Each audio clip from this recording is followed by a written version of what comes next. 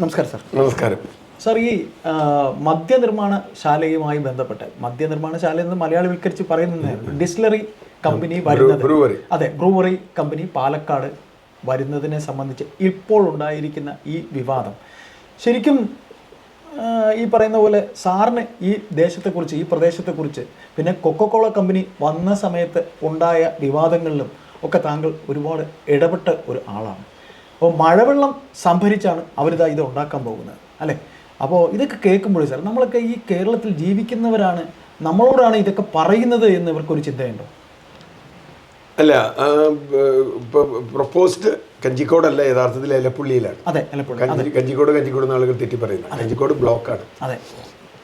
എലപ്പുള്ളി പഞ്ചായത്തിൽ ഇങ്ങനെ ഒരു പദ്ധതി വരുന്നുവെന്ന് തനിക്കറിയില്ല എന്ന് പഞ്ചായത്ത് പ്രസിഡന്റ് ഇന്ന് പറഞ്ഞിട്ടുണ്ട്. തീർച്ചയായിട്ടും അവിടുന്ന് തുടങ്ങുന്നു നമ്മുടെ പ്രശ്നം. അതെ, കേരളത്തിലെ മഴനിഴൽ പ്രദേശമാണ് ഈ പാലക്കാട്. അതെ, കാരണം വളയർ ചുരമുള്ളതുകൊണ്ട് ഏറ്റവും ചൂട് കൂടിയ സ്ഥലമാണ്. അതെ, ഏറ്റവും മഴ കുറഞ്ഞ സ്ഥലമാണ്. ഇപ്പോൾ കുറച്ച് ഭൂഗർഭജലം തമിഴ്നാടിൻ്റെ ഭാഗമായി നമ്മുടെ കയ്യിൽ ഉണ്ടായിരുന്നു മുമ്പ്. ആ ഭൂഗർഭജലം കണക്കാക്കിയിട്ടാണ് 2000 കൊക്കക്കോള കമ്പനി അവിടെ വരുന്നത്. അവർ ഉപഗ്രഹ പഠനമൊക്കെ നടത്തി ഭൂഗർഭജലം ധാരാളം ഉണ്ട് എന്ന് കണ്ടെത്തിയിട്ടാണ് അവിടെ കൊക്കക്കോള വരുന്നത്. അതിൻ്റെ തുടർക്കഥ ഇപ്പോൾ ചരിത്രമാണ്. കൊക്കക്കോളയ്ക്കെതിരായ സമരം ലോക ചരിത്രത്തിൽ സ്ഥാനം പിടിച്ച ഒരു സമരമാണ്. അവിടുത്തെ പ്രദേശത്തെ വെള്ളം നശിച്ചു, അവരുടെ വെള്ളം മലിനമായി, ഇതൊക്കെയായി. എന്തുകൊണ്ടാണ് ഈ ബ്രൂവറികളും ഈ സോഫ്റ്റ് ഡ്രിങ്കുകളും ഒക്കെ പാലക്കാട് ജില്ലയിൽ വരുന്നത് എന്ന് വളരെ പ്രധാനപ്പെട്ട ഒരു ചോദ്യം. ഇന്നലെ ഒരു ചാനലിൽ CPMൻ്റെ ഔദ്യോഗികമായൊരു വക്താവ് പറഞ്ഞത് അവർക്ക് അവിടെയാണ് സ്ഥലം, അതുകൊണ്ട് ഞങ്ങളവിടെ കൊടുക്കുന്നു. ഇത് ഒരാൾക്ക് എനിക്ക് 6 ഏക്കർ സ്ഥലമുണ്ട്, അവിടെ എനിക്ക് വെള്ളം കൊണ്ടൊരു വ്യവസായം തുടങ്ങാം എന്ന് പറഞ്ഞാൽ ഉടനെ അത് അനുവദിക്കുന്നതാണോ ഇവരുടെ നയം? 1999 സർക്കാർ ഉത്തരവ് പുതിയ ബ്രൂവറികളൊന്നും ഡിസ്റ്റിലറികളൊന്നും വേണ്ട എന്നാണ്. ആ ഉത്തരവ് ഇതുവരെ ഭേദഗതി ചെയ്തിട്ടില്ല. ആ ഉത്തരവ് ഇപ്പോഴും നിൽക്കുകയാണ്. അല്ല, അവർ നയമാണ് ഭേദഗതി, പക്ഷെ ഉത്തരവോടെ നിൽക്കുകയാണ്. പോളിസി മാറി. എപ്പോഴാണ് ഈ പോളിസി മാറ്റിയത് എന്ന് നമ്മൾ ചിന്തിക്കുമ്പോഴാണ് രസം. 2023-24 പോളിസി മാറ്റിയത്. തീർച്ചയായിട്ടും ഇവർ തന്നെ ഔദ്യോഗികമായി പറഞ്ഞത് 2022 ഈ പ്രൊപ്പോസൽ കൊടുക്കുന്നത്. എന്ന് പറഞ്ഞാൽ ഒരു പ്രൊപ്പോസൽ, എനിക്ക് പാലക്കാട് കുറച്ച് ഭൂമിയുണ്ടെന്ന് ഒരു കമ്പനി വന്ന് പറയുന്നു, ഞാൻ അവിടെ ഒരു മദ്യവ്യവസായം തുടങ്ങാൻ പോകുന്നു എന്ന് പറയുന്നു. ഉടനെ തന്നെ 2023-24 ഒരു നയം മാറ്റുന്നു എന്ന് പറഞ്ഞാൽ അതിൽ തന്നെ ചരിത്രമുണ്ട്. നമുക്കിതുമായിട്ട് ഓർമ്മയുള്ളത് നമ്മുടെ കരിമണൽ ഖനനവുമായി ബന്ധപ്പെട്ട് കർത്താവ് അവിടെ ചെന്ന് CMRൽ ആവശ്യപ്പെടുകയും അതിനനുസരിച്ച് നയം മാറ്റുകയും മുഖ്യമന്ത്രിയുടെ ഓഫീസിൽ നിന്ന് കൊടുക്കുകയും പിന്നെ അതിൻ്റെ പേരിലുള്ള മാസപ്പടിയും ഒക്കെ നമ്മൾ ഒരുപാട് കേട്ടതാണ്. അപ്പോൾ അതുമായിട്ട് ഒരു താരതമ്യം ഇതിനകത്തുണ്ട്. രണ്ടാമത്തെ വിഷയം, ഈ കമ്പനി മഹത്വമായ കമ്പനിയാണ് എന്ന് സർട്ടിഫൈ ചെയ്യുന്നത് നമ്മുടെ ബഹുമാനപ്പെട്ട എക്സൈസ് മന്ത്രിയാണ്. എക്സൈസ് മന്ത്രി പാലക്കാട്ടുകാരനാണ് എന്നുള്ളത് നമുക്ക് അവസാനം വരാം. അത് വളരെ പ്രധാനപ്പെട്ടതാണ്. അപ്പോൾ ഈ കമ്പനി ഗംഭീര കമ്പനി തന്നെയാണ്. അതിന് 2-3 കാരണങ്ങളുണ്ട്. ഒന്ന്, കുറേ സ്ഥലങ്ങളിൽ ഒരു കമ്പനിയുണ്ട്, അതിപ്പോൾ പലർക്കും പല കമ്പനിയുണ്ട്. അദാനിക്ക് ലോകത്തെല്ലാങ്കിലും കമ്പനി. Oasis industries. ഈ ഒയാസിസ് ഇൻഡസ്ട്രീസ് ഇവർ ഇപ്പം നമ്മളറിയാം, അരവിന്ദ് കെജ്രിവാളും മനീഷ് സിസോദിയും അടക്കം ജയിലിൽ കിടന്ന ഡൽഹി മദ്യ കുംഭകോണ കേസിൽ പ്രതികളാണ് ഈ കമ്പനി. ഇവരൊരു കുടുംബ കമ്പനിയാണ്. അപ്പോൾ അതിൽ ചേട്ടനും അനിയനും മാറിയാലും വലിയ വ്യത്യാസമൊന്നുമില്ല. ഇതിൽ ചേട്ടനും അനിയനും ഒക്കെ ജയിലിൽ കിടന്നതാണ്, കുറ്റവാളികളാണ്. ഇതേ കമ്പനി പഞ്ചാബിൽ ഫിറോസ്പൂർ ജില്ലയിൽ മൻസൂർവാൾ എന്ന് പറയുന്ന സ്ഥലത്ത് ഒരു കമ്പനി ആരംഭിക്കുകയും സമാനമായൊരു കമ്പനി ആരംഭിക്കുകയും അവിടെ ജനങ്ങൾക്ക് വലിയ ബുദ്ധിമുട്ടുണ്ടാവുകയും 4 കിലോമീറ്റർ ചുറ്റളവിൽ മണ്ണ് മോശമായി, വെള്ളം മോശമായി, ഭൂഗർഭജലം മോശമായി, കൃഷി നശിച്ചു.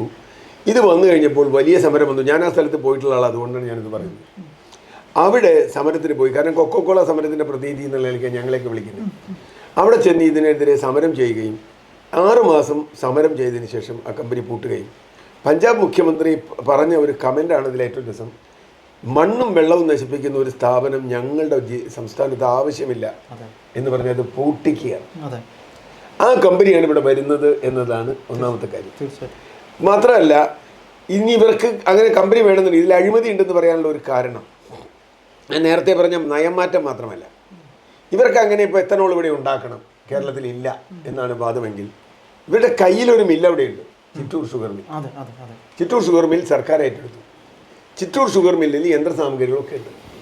എന്തുകൊണ്ടാണ് ചിറ്റൂർ ഷുഗർ മില്ല് ഒന്ന് വികസിപ്പിച്ച് ഇവർക്കൊരു സമ്മതി ഉണ്ടാകാത്തത്?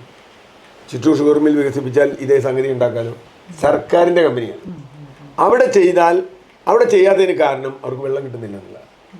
ചിറ്റൂർ ഷുഗർ മില്ലിന് വെള്ളം കൊടുക്കാൻ കഴിയാത്ത സർക്കാർ അല്ലെങ്കിൽ വാട്ടർ അതോറിറ്റി ഒയാസിസ് എന്ന് പറയുന്ന ഒരു സ്വകാര്യ കമ്പനിക്ക് വെള്ളം കൊടുക്കാൻ തീരുമാനിക്കുമ്പോൾ അതിൻ്റെ പിന്നിൽ അഴിമതിയുണ്ട് എന്ന് നമുക്ക് പറയേണ്ടി വരും, ഒരു സംശയവും വേണ്ട.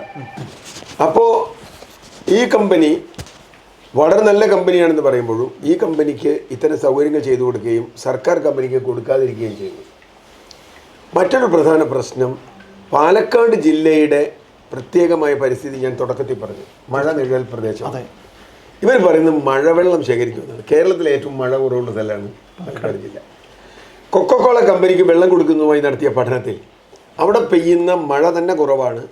ആ മഴയുടെ കേരളത്തിൽ 3000 മില്ലിമീറ്റർ മഴ കിട്ടുമ്പോൾ 2000-അടുത്താണ് പാലക്കാട് മഴ ശരാശരി. കുറവാണ്, വളരെ കുറവാണ്. അത് ഇനി നമ്മളൊരു കാര്യം കൂടി ആലോചിക്കണം, കാലാവസ്ഥാ മാറ്റം വന്നുകൊണ്ടിരിക്കുക. മഴ കുറയാനാണ് സാധ്യത, ചൂട് കൂടാനാണ് സാധ്യത.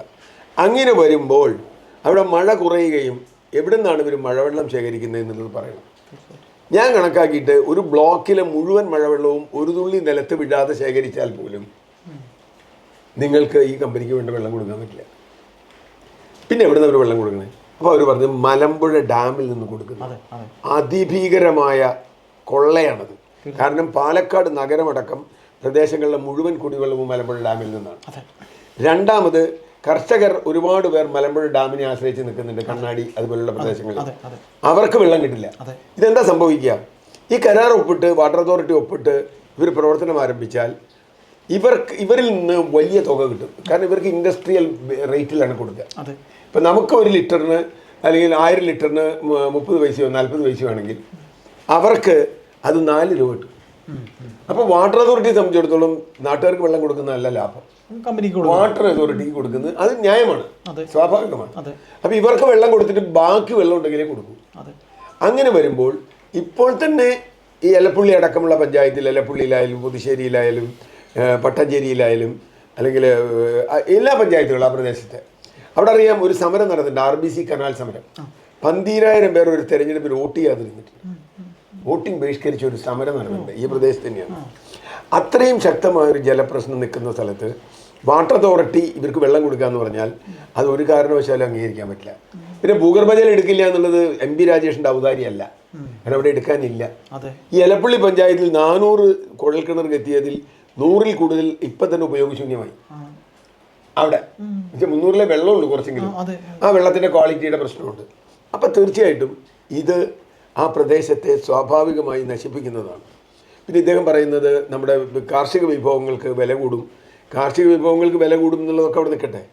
ഇവരെ വേറൊരു പ്രോജക്റ്റ് ഉണ്ടായിരുന്നു, ഒരു സൂപ്പർ സ്റ്റാർ ഡിസ്റ്റിലറി തിരുവല്ലുവാമലി, ഇതിൻ്റെ പാലക്കാട് ജില്ലയുടെയും തൃശ്ശൂർ ജില്ലയുടെയും ബോർഡറിൽ, തൃശ്ശൂർ ജില്ലയിൽ. ആ ഡിസ്റ്റിലറിക്ക് എന്തായി? മരച്ചീനിയിൽ നിന്ന് ഉണ്ടാക്കുന്ന. ഇനി കേരളത്തിൻ്റെ ബ്രാൻഡി ഉണ്ടാക്കും എന്ന് അവകാശപ്പെട്ടത് അവിടെ ഈ മലബാർ ഡിസ്റ്റിലറിയിൽ. MP രാജേഷ് 2 തവണയോ 3 തവണയായിട്ട് പാലക്കാട് MP ആയിരുന്ന ആളാണ്. 2 തവണയായിരുന്നു. 10 കൊല്ലം MP ആയിരുന്ന ഒരു മനുഷ്യന് പാലക്കാട് ജില്ലയിൽ അദ്ദേഹത്തിൻ്റെ തെരഞ്ഞെടുപ്പ് വാഗ്ദാനങ്ങളിലൊന്ന് ചിറ്റൂർ ഷുഗർ മില്ല് പ്രവർത്തിപ്പിക്കുന്നതായിരുന്നു. ഇതുവരെ അത് ചെയ്തില്ല. അദ്ദേഹം മന്ത്രിയായിട്ട് ചെയ്തില്ല, അദ്ദേഹം സ്പീക്കറായിട്ട് ചെയ്തില്ല, ഒന്നും ചെയ്തിട്ടില്ല. അപ്പോൾ ചിറ്റൂർ ഷുഗർ മില്ല് പ്രവർത്തിക്കാത്തത് വെള്ളം കൊടുക്കാത്തത് കൊണ്ടാണ് എന്നതുകൊണ്ട് തന്നെ അവിടെ വെള്ളമില്ല എന്നത് ഒരു സത്യമാണ്. ഈ കാരണങ്ങൾ കൊണ്ട് ഒരു കാരണവശാലും അവിടെ ഇത് അനുവദിക്കാൻ പാടില്ല എന്ന് നമുക്ക് നിർബന്ധമായി പറയാൻ കഴിയും. കാരണം എലപ്പുള്ളിയിൽ ഇപ്പോൾ തന്നെ കുടിവെള്ളത്തിന് വലിയ കുടങ്ങളുമായിട്ട് ആളുകൾ ഇങ്ങനെ നടക്കുന്ന ഒരു സ്ഥലമാണ് എലപ്പുള്ളി സ്ത്രീകൾ. അവിടെ ഇത് വരും എന്ന് പറഞ്ഞാൽ ഇപ്പം തന്നെ ജനങ്ങളുടെ ഇടയിൽ വലിയ എതിർപ്പ് വന്നിട്ടുണ്ട്. അതിൽ കക്ഷി രാഷ്ട്രീയമൊന്നുമില്ല, തീർച്ചയായിട്ടും. കാരണം കുടിവെള്ളത്തിന് കക്ഷി രാഷ്ട്രീയമില്ല. ഇപ്പോൾ പ്ലാച്ചിമട സമരത്തിൽ എനിക്ക് ഓർമ്മയുണ്ട്, ഞാൻ 2002 മുതൽ തുടങ്ങിയ മുതൽ സമരത്തിനോടൊപ്പം നിൽക്കുന്ന ആളാണ്. ഒരു ഘട്ടത്തിൽ DYFI, അന്ന് MP രാജേഷ് DYFIയുടെ സംസ്ഥാന നേതാവ്, MP രാജേഷ് ആദ്യം എന്ന് പറഞ്ഞത് നമുക്ക് വെള്ളം അളന്നു കൊടുക്കാമെന്ന്, കൊക്കോകോളയുടെ ഇന്ന് വെള്ളത്തിന് കാശ് വാങ്ങണമെന്ന്. നമ്മളതിനെ എതിർത്തു, അവിടുത്തെ ആദിവാസികളെ എതിർത്തു. അത് പറ്റില്ല, കൊക്കോകോള വെള്ളം എടുക്കണ്ട എന്ന് തന്നെയാണ് നമ്മുടെ നിലപാട്. കൊക്കോകോളയ്ക്ക് വെള്ളം കൊടുത്ത ഒരാൾ ഇപ്പോൾ ഈ സംസ്ഥാനത്തിൽ മന്ത്രിയുണ്ട്, ഞാൻ പേര് പറയുന്നു, ചിറ്റൂർ പ്രദേശത്ത് വെള്ളം കൊടുത്ത ആൾ, കൊക്കോകോളയെ സംരക്ഷിക്കാൻ. പക്ഷേ ഇവർ അവസാനം വന്നപ്പോൾ ഇവരെല്ലാവരും കൊക്കോകോള സമരത്തിൻ്റെ നായകരായി. ഒരു കുഴപ്പമില്ല, MP രാജേഷ് നായകനായി, ഈ മന്ത്രി നായകനായി, അവരുടെ പാർട്ടി നായകരായി ഒക്കെയായി. അപ്പോൾ ഇത് സംഭവിക്കാൻ പോണത് കൊക്കോകോള പോലെ വന്നതിന് ശേഷം എതിർക്കാനല്ല ജനങ്ങൾ തീരുമാനിക്കുന്നത്, ഇത് വരാതിരിക്കാൻ തന്നെയാണ്. സാർ അന്ന് VS ഇതിന് VS മാത്രമാണ് അതിന് എതിരായി കൊക്കോകോള അടച്ചുപൂട്ടണം എന്നാവശ്യപ്പെട്ട് പറഞ്ഞത്. തമാശ, പിണറായി വിജയൻ്റെ ഇതുവരെയുള്ള ഒരു കേരള പര്യടനത്തിലും ഈ പ്ലാച്ചിമടയോ ചിറ്റൂർ മണ്ഡലത്തിലോ വരാറില്ല. അദ്ദേഹത്തിന് നമുക്കറിയാം ഈ വിക്കിലീക്സിൻ്റെ പേപ്പർ ലീക്ക് വന്നു മുമ്പ്. അതിൽ CIAയുടെ പ്രതിനിധികൾ AKG സെൻറ്ററിൽ വന്ന്, CIAയും കൊക്കോകോളയും പ്രതിനിധികൾ AKG സെൻറ്ററിൽ വന്ന് സംസാരിച്ചു പിണറായി വിജയനുമായിട്ട് എന്നൊരു വാർത്തയുണ്ടായിരുന്നു. അത് നിഷേധിച്ചിട്ടില്ല, ഇതുവരെ നിഷേധിച്ചിട്ടില്ല. എന്ന് പറഞ്ഞാൽ ഇവരുടെ പിന്നിൽ ഇതിന് വലിയൊരു ലോബിയുണ്ട്. ആ ലോബിയാണ് ഇപ്പോൾ കളിക്കുന്നത്. ആ ലോബിയുടെ കളിക്ക് പാലക്കാട് ജനങ്ങളുടെ ജീവിതം, കൃഷി വിട്ടുകൊടുക്കാൻ പറ്റില്ല.